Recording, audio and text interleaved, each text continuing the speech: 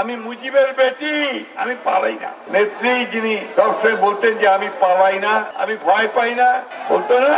পক্ষ থেকে দেবীগঞ্জের পক্ষ থেকে পঞ্চগড়ের পক্ষ থেকে সাগরের পক্ষ থেকে সারা বাংলাদেশে এই একটা অবস্থা ছিল, একটা ভয়, ত্রাস, ভীতি রাজত্ব সৃষ্টি করা হয়েছিল, যেটাকে আমাদের ব্যারিস্টার সাহেবরা বা পণ্ডিত ব্যক্তিরা বলেন ফ্যাসিজম, ফ্যাসিবাদ। সেই ফ্যাসিবাদ জিনিসটা কি?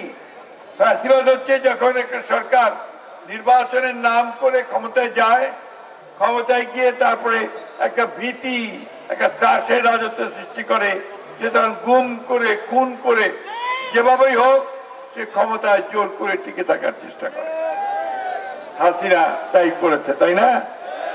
জোর করে মানুষ চায়নি।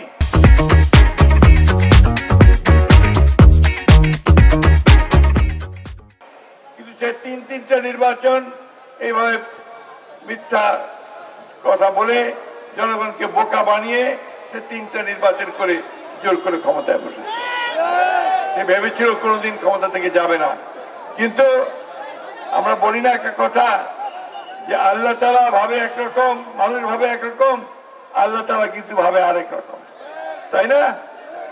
দেখেন কিভাবে একেবারে কয়েক মাসের মধ্যেই এই হাসিনাকে সব পরিবার সহ, ছেলে মেয়ে, বউর বউ, ছেলের বউ, সবকে নিয়ে পালিয়ে যেতে হয়েছে, তাই না? এবং যাওয়ার সময় সে সময় পর্যন্ত পায় নাই। তাকে গিয়ে যখন সেনাবাহিনীর লোকেরা বলেছে যে আপনি দুটো চয়েস আছে আপনার, আপনি দুটোর মধ্যে একটাকে বেছে নিবেন, সেটা হচ্ছে যে চতুর্দিক থেকে যে জনগণ আসছে উত্তাল সমুদ্রের মতো, তাদের দ্বারা পিষ্ট হবেন নাকি জান বাঁচানোর জন্য পালিয়ে যাবেন।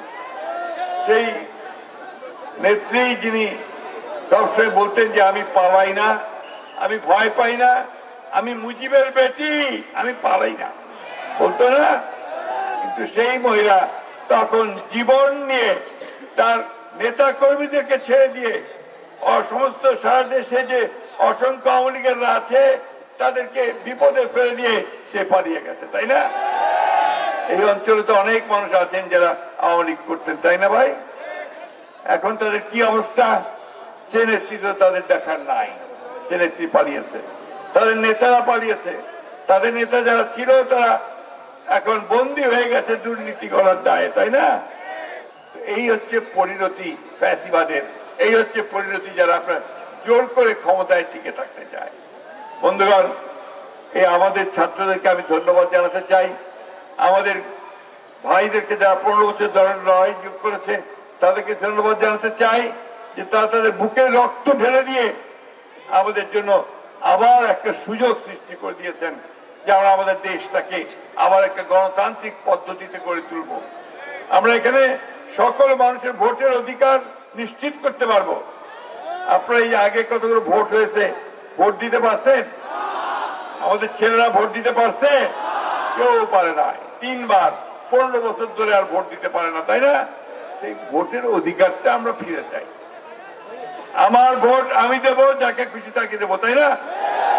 এটা বললে আবার কিছু কিছু লোকজন একটু অসন্তুষ্ট হচ্ছে যে খালি ভোটে চাচ্ছেন। হ্যাঁ, মানে ভোট চাচ্ছি এই জন্য যে আমরা ভোটটা দিতে পারলে আমরা আমাদের সঠিক লোক নির্বাচন করতে পারবো, সেই লোক পার্লামেন্টে গিয়ে আমাদের জন্য ভালো কাজ করবে, দেশটাকে ভালোভাবে সঠিকভাবে সাজায় দিবে, তাই না? এটাই আমরা চাচ্ছি। আমরা বলেছি যে সংস্কারটা আমরা চাই,